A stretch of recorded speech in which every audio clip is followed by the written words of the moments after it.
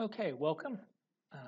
I'm Brian Vermeer, and for the next few weeks, we're going to be looking at the life of the prophet Daniel. Daniel is a popular book. Most people know about Daniel in the lion's den, but there's certainly a whole lot more to the book of Daniel than just that story. First of all, we need to understand a little bit about the context of the book.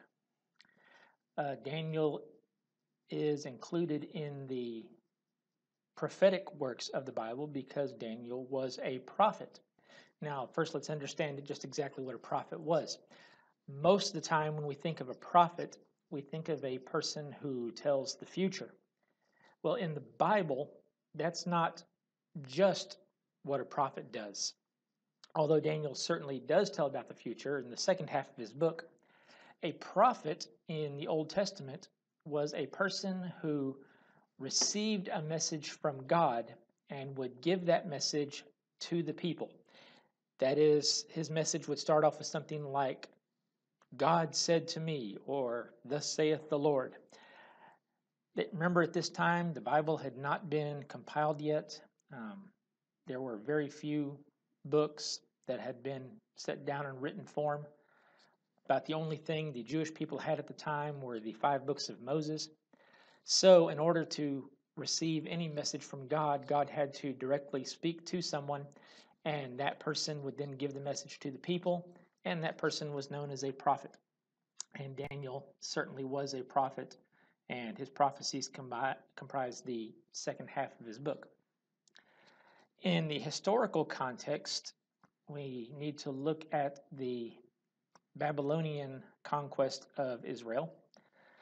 The Babylonian Empire, centered in the city of Babylon, which is in modern-day Iraq, started conquering or started a siege of the kingdom of Judah, that is the southern half of the whole kingdom of Israel, around the year 600 BC. And actually about 605 BC is when Nebuchadnezzar, one of the kings of Babylon at that time, began attacking the city of Jerusalem. Jerusalem would be completely destroyed by the Babylonians in 586 BC. That is about a 20-year siege. Jerusalem was under attack by the forces of Babylon. One of Nebuchadnezzar's policies to prevent future uprisings against his kingdom and against his empire was to assimilate the culture that he had just conquered into the culture of Babylon. That is, the best way to destroy a nation is to take away that nation's identity as a people. So when he would conquer a nation, he would take captives from that nation and have them moved to Babylon. And he would take some Babylonians and have them moved into the new nation, hoping that the Babylonians would intermarry with the ones he had just conquered, and pretty soon you would have a completely mixed culture. The culture that had been there before would be completely destroyed over time. No one would remember any of the old ways. They would all become Babylonians. Daniel was probably taken to Jerusalem during the first deportation of Jews to Babylon, which occurred in 605 BC. Daniel was a very young man at this time, but had already shown some intelligence. In the first chapter of the book of Daniel, which is what we're going to be reading from today, we see that Daniel and 3 of his friends, Hananiah, Mishael, and Azariah, are included in this group taken to Babylon, probably because they were very intelligent, and once there, they were enrolled in Babylonian schools and were going to be raised to become advisors to the government of Babylon. Another way of assimilating the Hebrews into the Babylonian culture was to give them Babylonian names. And in Daniel chapter 1, we see that Daniel's name was changed to the Babylonian name Belteshazzar. Hananiah's name was changed to Shadrach.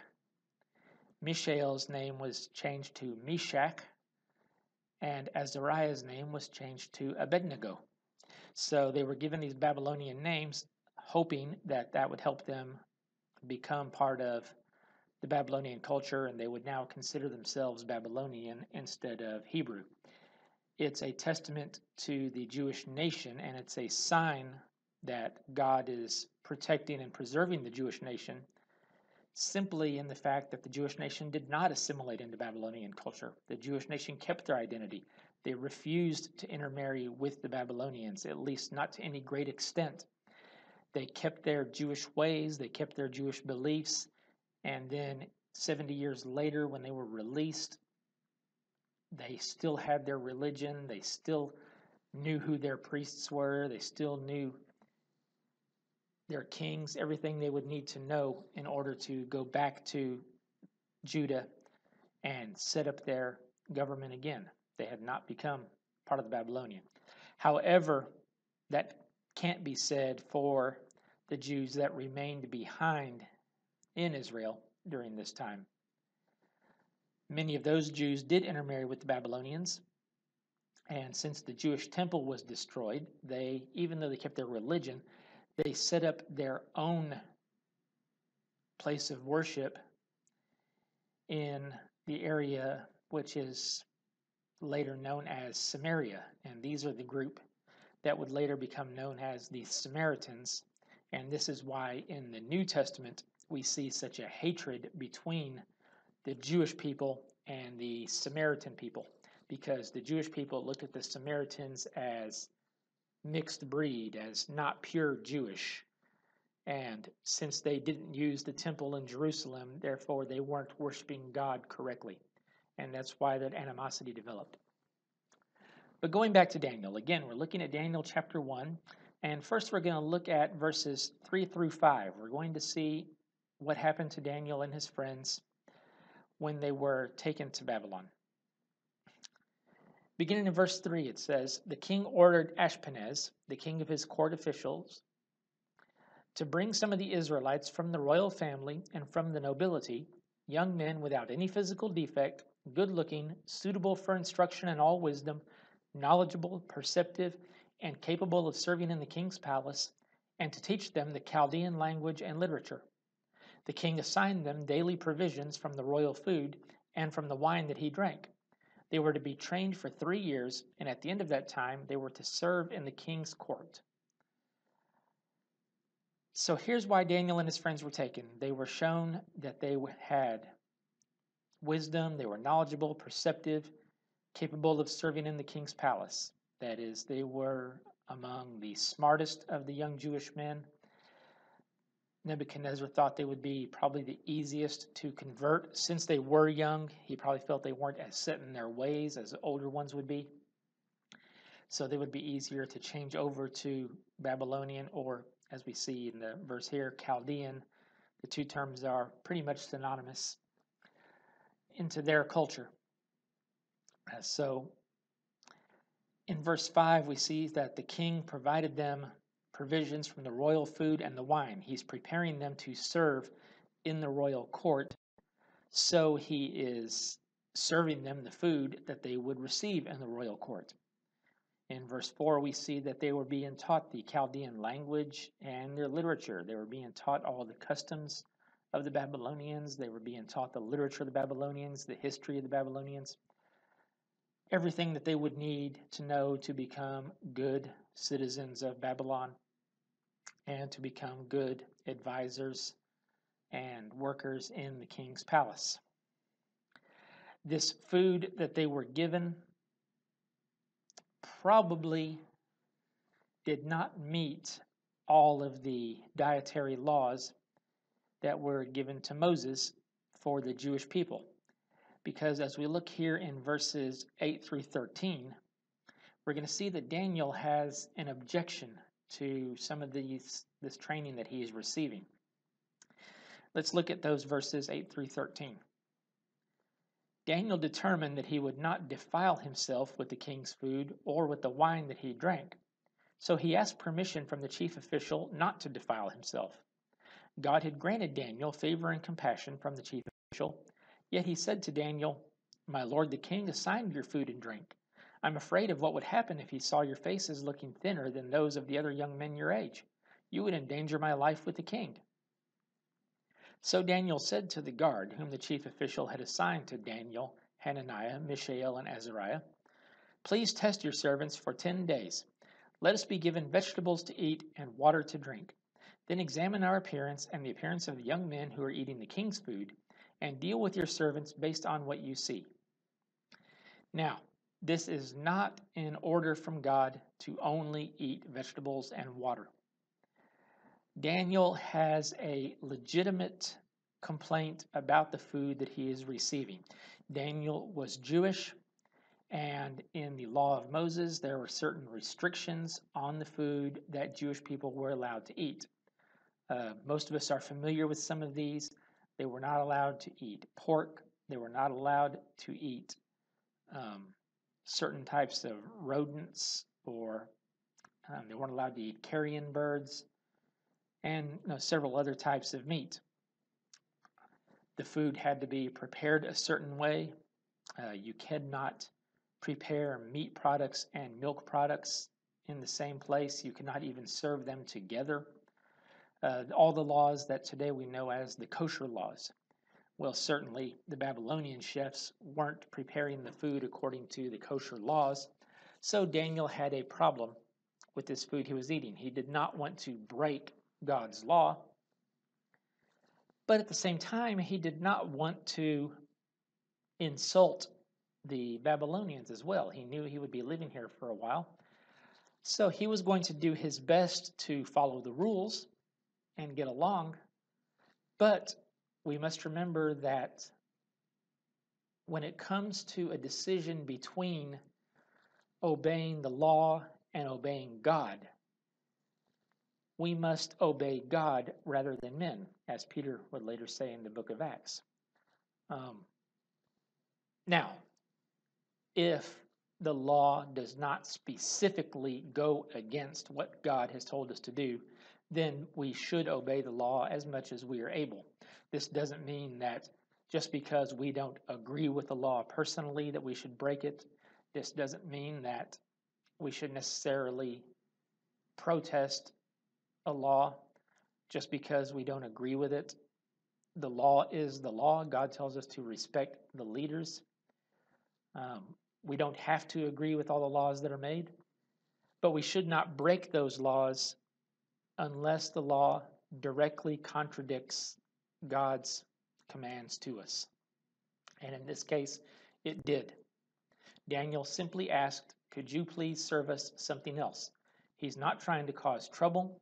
He's not staging a huge protest. He's simply asking the chef nicely, "Could you please give us an alternate menu so that we don't have to break the laws that our God has given us?" It said in verse 9 that God granted Daniel favor and compassion from the chief official. That shows that Daniel, didn't raise a big fuss about it. He didn't make a big stink about it. He didn't start a riot. He just simply asked the official kindly, which of course should always be our first means. If there's something that we don't agree with and we ask to be set out of it, then we need to, ask kindly instead of just blatantly, causing problems. In verse 10, we see that the chief official was actually worried for his own life because he was following the king's orders. The king said, "Give them this kind of food because this is what they're going to be getting when they serve in my court. So we need to get them, used to it." So in verse 11 and through verse 13, Daniel proposes a test, a scientific experiment, if you will. He says, "Go ahead and give that food. We're not asking that you give everyone the food. We're not going to make everyone follow the same laws that we wish to follow. We know that not everyone here is Jewish, and we know that even some of the Jews are going to go ahead and eat what you give them anyway. There are some Jews who maybe aren't as strict in their beliefs as Daniel and his friends were. So Daniel's simply saying, look, you don't have to do this for everyone, but for me and my friends, let's just do a little experiment. You give everyone else the food that they're supposed to get. That way you don't get in trouble. But you just give my friends and I vegetables and water. That way we're not breaking any of our dietary laws. We're still eating. We're still going to be getting nourishment. And he says at the end of 10 days, then compare our appearance to the appearance of the others. Now, we don't know what kind of test they were given. Very likely, the others were given very rich meats, fatty foods, things like that. Daniel and his friends, being given just vegetables and water, at the end of the 10 days would probably be in better shape. They would not be as fat. They would not be as unhealthy. So Daniel and his friends would certainly look a lot better. They may have put them through some physical tests at the end. All we know is that at the end of the 10 days that they looked better. So the official decides to give the vegetables and water to everyone because that apparently was a better diet than what they were being fed, a healthier diet at least than what they were being fed. We're going to skip ahead now to verses 17 through 19 to see the result of the test here. It says, God gave these 4 young men knowledge and understanding in every kind of literature and wisdom. Daniel also understood visions and dreams of every kind. At the end of the time that the king had said to present them, the chief official presented them to Nebuchadnezzar. The king interviewed them, and among all of them, no one was found equal to Daniel, Hananiah, Mishael, and Azariah. So they began to serve in the king's court. Notice in verse 17, God gave these 4 young men knowledge and understanding in every kind of literature and wisdom. If you are intelligent, God gave you that intelligence. If you have any kind of a talent for anything, God is the one who gave you that talent. And he gave you that talent for a purpose. And that purpose includes to serve him. So we see that God gave Daniel and his friends knowledge and understanding. Daniel and his friends would later become advisors to the king. So they needed knowledge and understanding, and that's what God gave them. They were very intelligent. They were able to read the Babylonian literature and understand it. And they were able to even do more. It says Daniel also understood visions and dreams. We'll see later on in this study that the king would come to Daniel with a dream that he'd had, and Daniel would be able to interpret that dream for him and tell him what that meant. It says they were brought before King Nebuchadnezzar himself.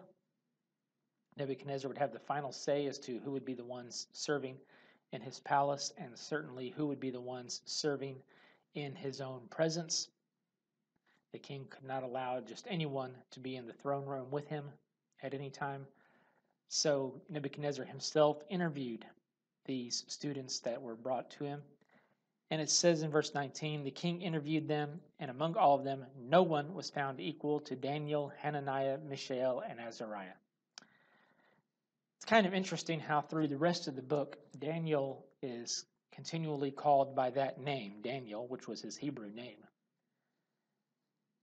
But Hananiah, Mishael, and Azariah in the rest of the book are referred to as Shadrach, Meshach, and Abednego, which are their Babylonian names. But Daniel's the one who wrote the book, so Daniel can call them whatever he wants to call them.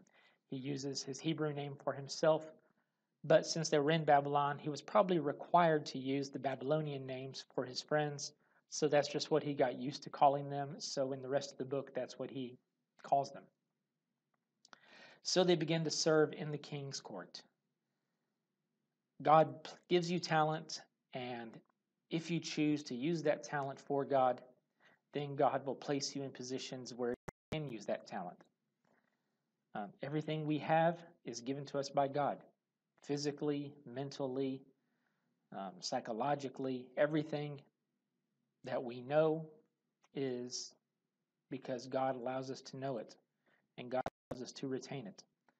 So we see Daniel had this gift for interpreting dreams and visions. We see that Daniel and his friends had a gift of intelligence, and God gave them that gift, and God placed them in the service of King Nebuchadnezzar. Now, given their own choice, they probably would rather have remained behind in Israel than be serving the king of Babylon who had just conquered Israel. But we don't always get the choice as to where we are or what situation we find ourselves in. What we need to take out of this lesson is that no matter what situation we find ourselves in, and Daniel certainly found himself in an awkward situation. He had been taken hundreds of miles from his home. Basically, he had been kidnapped and forced to go to the palace in Babylon, where he would live the rest of his life. But whatever situation we do find ourselves in, we're there because God is allowing us to be there. And if God is allowing us to be there, God has a reason why he wants us there at that time. And if we're trying to follow God,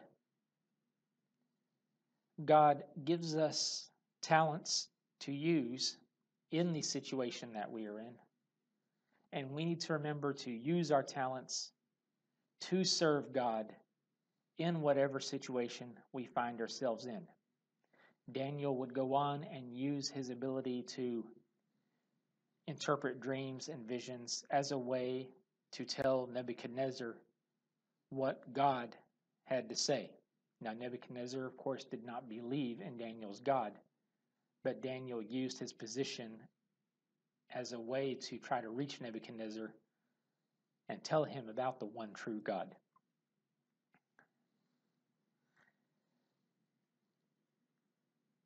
But in doing whatever God has called us to do, we must also not lose sight of our own personal convictions.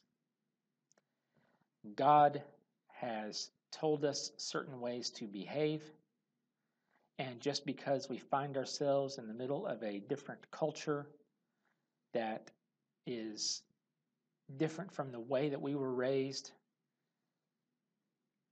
that doesn't mean we can go back on our spiritual convictions. Right is still right, and wrong is still wrong, no matter where you find yourself. If God has said something is wrong, then that something is wrong, no matter where you are. Daniel could have given in and eaten the food that the king had ordered, but that would have gone against the commands that God had already given him. And God's commands always override the commands of men. We need to obey the law as much as we are able. If there is a law that directly goes against our beliefs, that is a law, not just a law that we disagree with, but a law that actually would force us to do something against God's commands, then we need to do like Daniel did. Before we go out and just start breaking the law, before we go out and start a riot over it, we need to do like Daniel did and try peaceful means of getting the law changed, or at least amended in such a way that we don't have to break God's commands and still follow the law. Daniel went to the advisor and asked that he be an exception to the rule, and the advisor granted it. So, we need to remember to use the talents that God has given us. We need to remember to use those talents to serve God in whatever situation we are in, good or bad. And we need to remember to stick to our convictions as to right and wrong, not according to what man says, but according to what God says, because God is the final authority as to what's right and wrong.